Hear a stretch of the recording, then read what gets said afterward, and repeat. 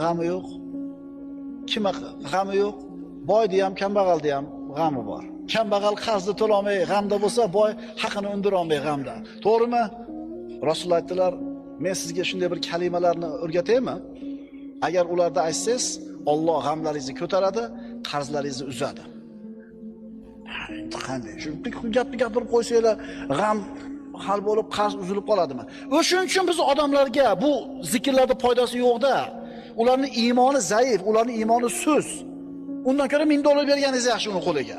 Narxini olishni xohlaydi. Mana shu yerda mo'min emas odamdan farq ajraydi-da. O'rgating yo Rasululloh dedi. Rasululloh aytdilar, shunday deng. Allohumma inni a'udhu bika minal hammi wal hazan va a'udhu bika minal ajzi wal kasal va a'udhu bika minal jubni wal bukhl va a'udhu bika min ghalabati ad-dayni va qahri rijal.